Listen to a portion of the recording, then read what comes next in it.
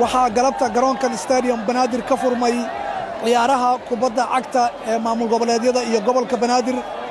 waxaa ciyaarta ugu horreysay lagu furay kooxaha banaadir iyo jubbaland oo gruubka e ku wada jira. ciyaarta waxa ay ku soo gabagabowday guul gobolka banaadir ku raacday 2 gool iyo 1. 3 gool oo garoonka ka dhacday gebi ahaanba waxa ay dhasheen qaybta dambe ee ciyaarta. taageerayaal xamaasadaysan oo labada kooxood kala taageeraya ayaa garoonka si aad ah u soo buux dhaafiyey. sawaxanka iyo taageerada ay bixinayaan ayaa gebi ahaanba garoonka si aad ah uga muuqanaysay. magacayga waa Siyaad Maxamed Abuukar, waxaan ka imaaday magaalada Kismaayo, waxaan taageersanahay kooxda Jubbaland. maasha Allah waa ku faraxsanahay macnaha kulamada ala dheereen gobolka banaadir iyo kulamada noo dhiman iyo sida macnaha wax u socdaan. isma dheheenin macnaha gobolka banaadir ayaa isku aadi doontiin waqti hore, laakiin waxa sidoo macnaha ciyaaraha dambe isku aadaysiin.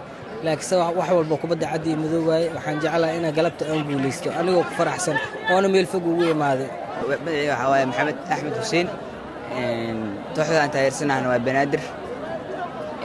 maanta insha Allah waan badin doonaa hadduu Ibraal tanaqdo.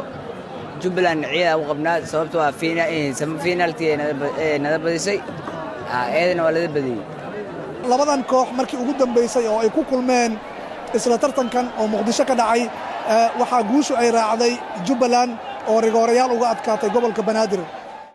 mas-uuliyiin ka kala tirsan dowladda federaalka ee Soomaaliya ayaa ciyaarta daawanayay oo kulanka yimid si ay dadka ugu dhiirigeliyaan. ammaanka magaalada Muqdisho gaar ahaan wadooyinka garoonka ku dhow gabi ahaan waa la xiray iyada oo ammaanka la adkaynayo.